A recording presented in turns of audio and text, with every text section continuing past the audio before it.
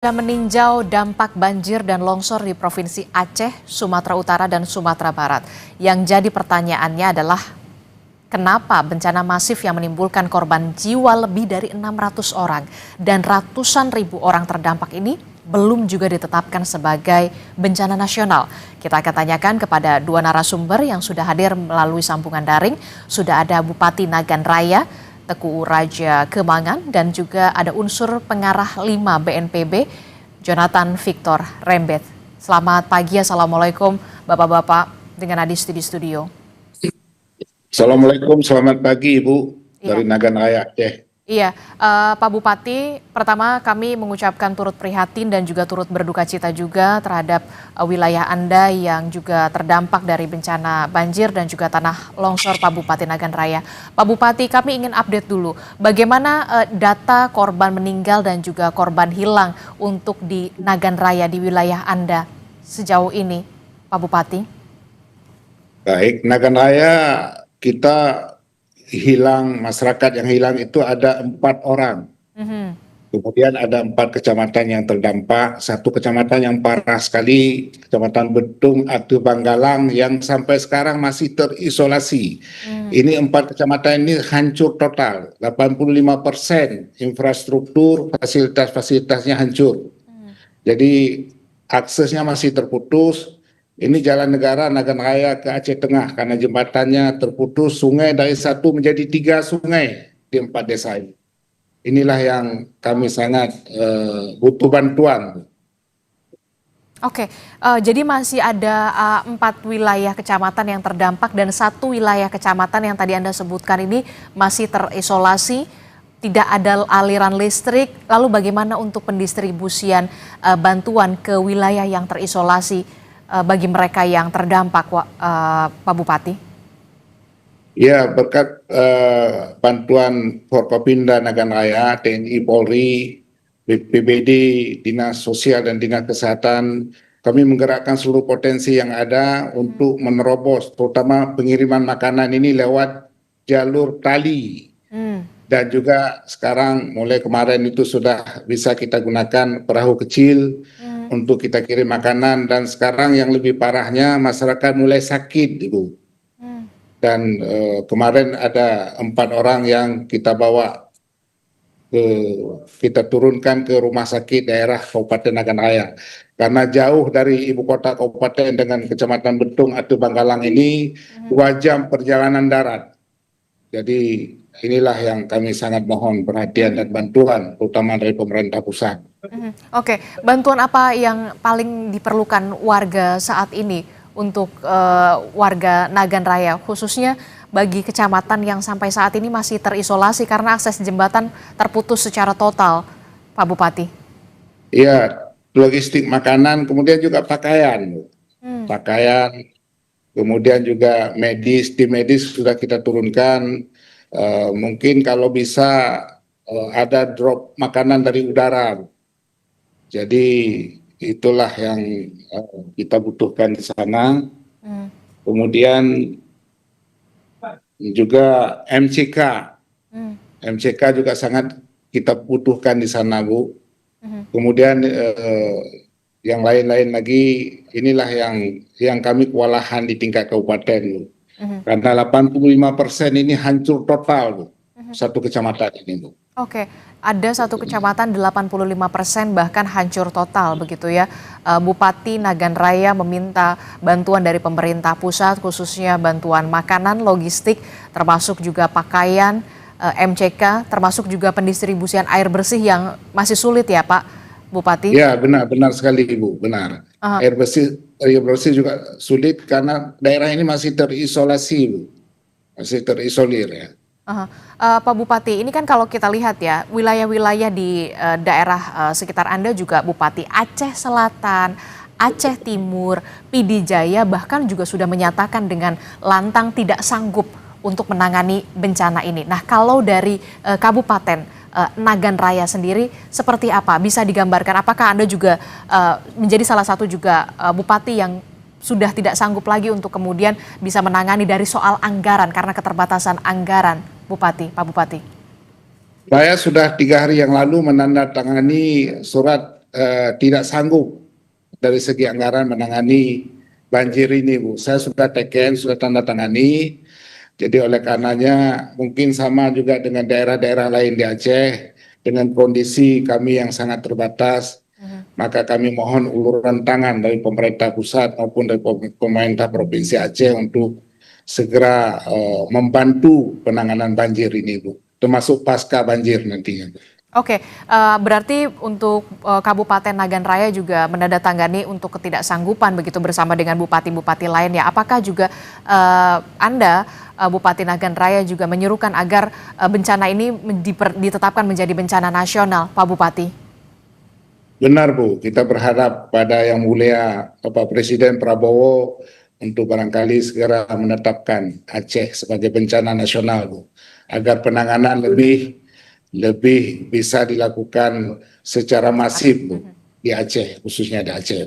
Oke, saya ke Pak Jonathan. Pak Jonathan, kalau tadi kita sudah mendengar Bupati Nagan Raya sudah mengatakan sudah menandatangani ketidaksanggupan soal anggaran dan bupati-bupati lainnya di Aceh begitu.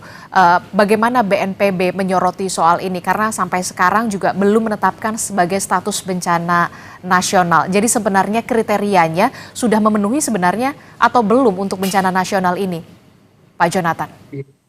Baik, terima kasih. Pertama-tama kami tetap ingin mengatakan prihatin dan berduka dengan Pak Bupati dan semua yang terdampak. Ini adalah sesuatu yang sangat memprihatinkan buat kita semua. Dan kemudian untuk menjawab desakan ataupun permintaan penetapan status sebagai bencana nasional memang membutuhkan kajian yang lebih mendalam, namun kami memahami, tepatnya menghargai psikologi yang terjadi saat ini, apalagi mendengarkan tadi apa yang dikatakan oleh Pak Bupati Nagan Raya. Sudah tentu dalam situasi darurat semua orang panik, dan dalam kondisi di 3 provinsi ini kita juga sudah mendapat banyak data bahwa ada yang pasti utama adalah putusnya akses dan kemudian juga komunikasi menambah panik lagi. Namun memang kami menghargai itu adalah perasaan dari teman-teman yang terdampak. Ketika keluarganya terdampak, sudah tentu mereka ingin mendapatkan bantuan yang secepatnya, termasuk juga dari Pak Bupati dan mewakili bupati yang lainnya, kepala daerah yang lainnya pasti sangat memerlukan bantuan yang menolong dan kemudian mampu paling tidak meringankan apa yang dialami oleh masyarakat yang Bapak pimpin dan semua warga yang terdampak. Lalu kemudian kami juga mendapatkan banyak sekali telepon tentang warga yang hilang, karena keluarga-keluarga yang bertebaran di seluruh Indonesia juga mulai merasakan desakan untuk perlunya Bencana nasional. Bencana nasional. Nah itu sangat wajar dan kami mengapresiasi. Bahkan juga ketika lembaga-lembaga kemanusiaan, tepatnya lembaga advokasi kemanusiaan melakukan hal yang sama, itu adalah bagian dari memastikan regulasi ataupun kebijakan yang memastikan bahwa sumber daya tersedia dalam situasi yang cukup tidak tercover untuk semua bagian karena masih banyak putusnya akses. Dan bahkan kami juga menghargai ada anggota DPR yang mengatakan demikian. Namun ini adalah bagian yang kalau menurut kami ini bagian yang harusnya dalam melihat hal ini kita juga harus menempatkan status bencana ini dalam situasi yang setepat mungkin, karena sebetulnya yang diharapkan adalah penetapan status ini memastikan sumber daya nasional. Nah, yang sudah dilakukan yang ingin kami sampaikan adalah sebetulnya BNPB 2 hal, melakukan kewajiban dan sekaligus melakukan tanggung jawabnya. Tanggung jawabnya itu sejak hari pertama Rabu malam itu Pak Kepala sudah melakukan upaya yang sangat masif, bahkan kita sudah melakukan di 3 tempat dan Pak Kepala BNPB Pak Kepala BNPB malah berkantor di Sumatera Utara dan kemudian Pak Sestama di Sumatera Barat dan Pak Deputi 4 itu di Aceh. Nah, ini memastikan sumber daya. Tapi memang ketika kita bicara apakah harus kita melakukan penetapan status bencana nasional ini? Nah, disinilah mungkin yang perlu kita sama-sama berbicara, Pak Bupati dan semua masyarakat yang sedang memperhatikan dan kemudian dengan desakan-desakan ini kebijakan itu baik, tetapi ada sesuatu yang melampaui kebijakan, yaitu yang kami suka bicarakan di BNPB, yaitu frasa bahasa Latin salus populi suprema lex esto. Artinya kita bicara bahwa keselamatan masyarakat harus melebihi kebijakan, bahkan hukum. Nah, itu yang sudah dilakukan oleh BNPB. Bahkan empati sudah diberikan oleh Pak Kepala BNPB yang mengatakan kalau bisa seluruh kantor di Jakarta pindah ke daerah rawan bencana. Apalagi yang kami sudah lakukan adalah selama ini sudah sejak minggu kedua November bencana sudah berulang. Tetapi empati inilah yang mampu menjadikan kami all out, menjadikan kami melakukan segala sesuatunya. Tapi dan kita sudah tentu, mungkin saya tambah lagi, sudah tentu kedatangan Pak Presiden kemarin adalah bagian dari empati itu, bagian dari upaya, dan kemudian sudah tentu itu melampaui hukum, dan sudah kita lihat bersama sumber daya sudah dikerahkan secara nasional. Bahkan hari Kamis siang, segera sesudah 1 hari kejadian, sudah dilakukan rapat tingkat menteri di mana Pak Menko sendiri yang memimpin di BNPB, dan Pak Kepala BNPB sudah berada di lapangan, dan semua kementerian lembaga yang terkait dengan urusan penanggulangan bencana sudah dilibatkan. Artinya sumber daya nasional sudah siap dan sudah melakukan, dan walaupun memang keterbatasan sampai dengan saat ini, kita terus melakukan apa yang kita lakukan yang terbaik untuk masyarakat yang terdampak. Oke, itu tapi, dulu mungkin. Oke, tapi kita ingin tahu juga Pak, sebenarnya kriteria untuk bisa menetapkan status bencana nasional ini apa saja? Apakah dengan kerusakan yang begitu masif, kemudian korban yang begitu banyak? Kalau kita lihat kan di 3 provinsi ini lebih dari 600 jiwa bahkan harus meninggal dunia begitu ya. Termasuk juga banyak juga yang sampai saat ini masih terisolasi wilayahnya, bahkan kepala daerahnya menyatakan dengan lantang ketidaksanggupan mereka untuk secara anggaran untuk bisa menangani ini. Jadi sebenarnya kriteria untuk menetapkan status bencana nasional ini apa, Pak? Ya, tanpa bermaksud membandingkan, Mbak, dan semua masyarakat, kita selama sejarah Republik Indonesia baru 2 kali atau 3 kali menetapkan status bencana nasional. Yang paling terakhir adalah ketika tsunami Aceh tahun 2004 dan kemudian COVID. Pada waktu kita melihat bahkan yang skala lebih besar pun pemerintah tidak mengambil keputusan untuk menetapkan status bencana nasional. Contohnya adalah ketika terjadi gempa Jogja tahun 2006, itu ada lebih dari 6.000 orang yang meninggal dunia, dan pengungsian hampir 1 juta itu tidak ditetapkan sebagai bencana nasional. Kemudian mungkin yang mungkin comparable itu ya ini tidak bencana adalah buat warga yang terdampak, buat keluarga yang terdampak, 1 jiwa pun itu adalah sesuatu bencana yang luar biasa buat keluarga yang terdampak. Tetapi di Padang tahun 2009, di mana jumlah korban meninggal sampai dengan 1.200 dan yang hilang ratusan yang lain, dan juga kerugian sudah melebihi sampai dengan 22 triliun, itu pun pemerintah tidak menetapkan status bencana nasional. Kalau ditanya kriterianya, memang di dalam pasal 48 Undang-Undang nomor 24 tahun 2007, yang dilakukan pertama adalah kita melakukan pengkajian secara cepat dan melihat apakah memang kerusakan juga berbanding dengan sumber daya. Nah, sumber daya yang sudah dideploy ke tiga provinsi ini, walaupun dengan keterbatasan akses, itu sudah siap. Artinya pemerintah pusat itu sudah melakukan upaya masif. Bahkan Pak Menteri Dalam Negeri tadi baru kita dengar dalam berita sudah melakukan tindakan-tindakan, paling tidak bicara tentang penganggaran. Pak Menko PMK sudah melakukan yang terbaik, dan juga TNI Polri, dan sudah tentu kepemimpinan dalam tanggap darurat bencana adalah BNPB sudah dilakukan oleh Badan Nasional Penanggulangan Bencana dengan semaksimal mungkin, dan itu sudah dilakukan. Jadi kalau bicara tentang waktu, memang seakan-akan waktu ini lama, tetapi sudah dilakukan. Tadi juga kita sudah lihat di berita, reportasi sudah mengatakan sudah ada perbaikan-perbaikan, dan akses.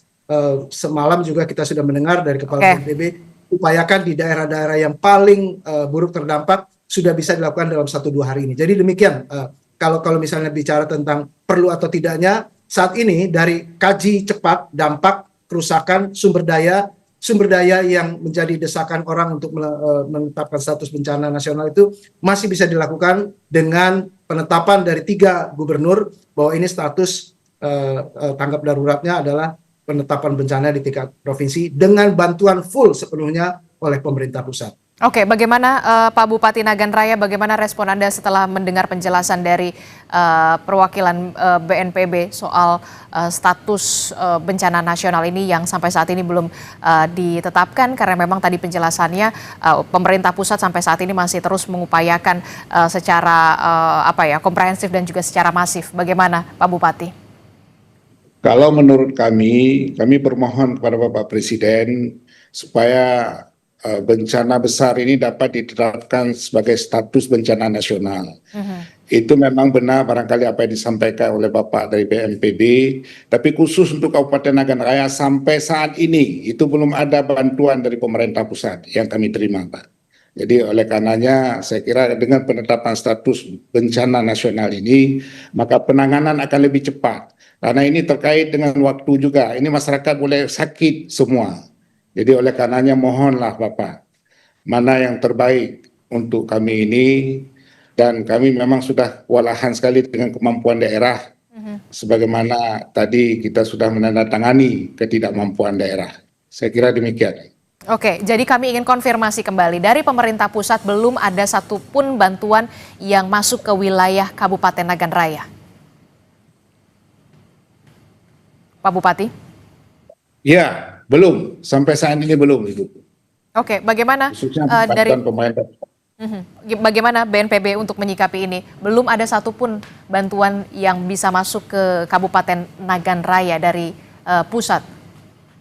Baik Pak, apa yang Bapak katakannya akan kami teruskan langsung kepada pelaksana di lapangan. Sudah ada Pospenas di Aceh dan itu akan kami segerakan dan kemudian menginformasikan kepada perwakilan BNPB yang bertugas di Aceh untuk bisa melakukan langsung tindakan segera dan memperhatikan apa yang dikatakan oleh Pak Bupati Nagan Raya. Terima kasih Pak untuk informasi ini, itu sangat menolong karena memang akses komunikasi kita sangat terbatas walaupun dari Komdigi, Kementerian Komdigi sudah memberikan beberapa akses internet satelit, mungkin di Nagan Raya sudah mendapat juga untuk Starlink dan kemudian akses lain bantuan udara akan disegerakan juga karena memang keterbatasan heli yang untuk pengadaannya juga di semua daerah ketika ini terjadi bencana di 3 provinsi dan hampir 50 kabupaten kota.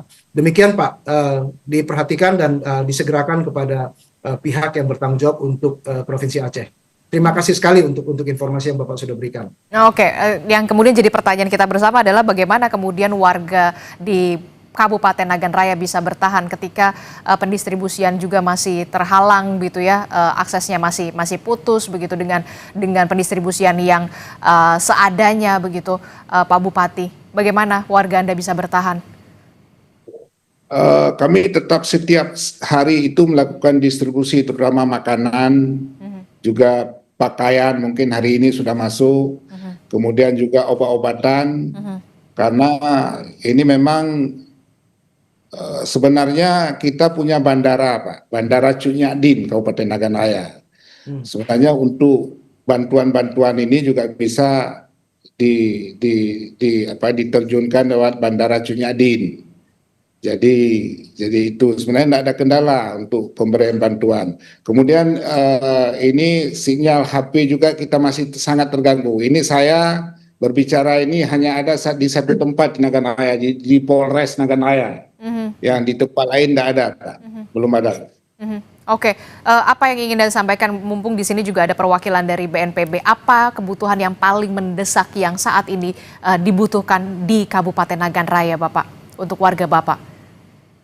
Pertama untuk akses jalan negara antara Kabupaten Nagan Raya dengan Aceh Tengah itu putus total, karena bukan putus sebenarnya, sungai dibuat 3. Jadi ini mohon penanganan secepatnya kalau mungkin. Kemudian juga distribusi bahan makanan dan pakaian dan medis. Jadi saya kira itu yang sangat terpenting saat ini. Oke, terakhir saya ke Pak Jonathan. Pak Jonathan, berdasarkan tinjauan Presiden, kemudian sejumlah menteri, termasuk juga berdasarkan aturan, ini berarti belum ditetapkan sebagai status bencana nasional, masih di bencana provinsi ya. Saya ingin tegaskan kembali, Pak Jonathan. Ya, baik. Memang saat ini yang kami lakukan adalah berbagai hal yang sudah diungkapkan oleh Pak Bupati Nagan Raya tadi.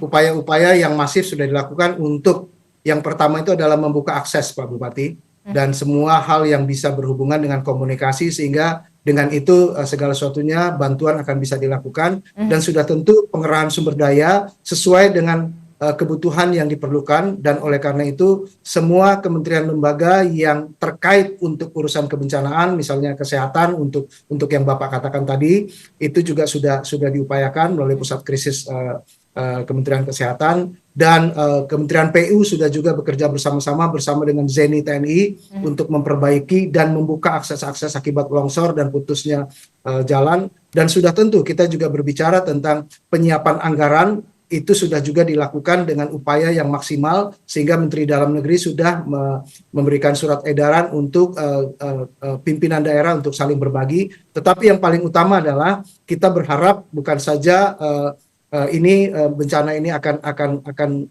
ditetapkan sebagai status saja, tetapi pengerahan sumber daya yang mampu menolong itu merupakan bagian yang paling utama ketika kita melakukan upaya-upaya tanggap darurat. Dan ini sudah, sedang, dan akan dilakukan dengan upaya sebaik mungkin. Jadi Pak Bupati Nagan Raya, masyarakat yang sedang meminta desakan, bahkan anggota DPR RI perihal status bencana nasional, kita sedang melakukan yang terbaik, dan kita juga berharap bahwa hari-hari ini sudah dilakukan berbagai upaya, termasuk operasi modifikasi cuaca agar hujan tidak terjadi lagi dan banjir dalam tanda kutip dihentikan. Tetapi yang paling utama adalah penyelamatan jiwa manusia, dan evakuasi sudah, sedang, dan dilakukan oleh tim SAR, Basarnas, dan segala sesuatunya di lapangan sampai dengan saat ini berusaha. Dan perhatian kami untuk apa yang sudah dikatakan oleh Bupati Nagan Raya sudah tentu menjadi informasi yang sangat penting untuk kami bisa melakukan tindakan yang terbaik untuk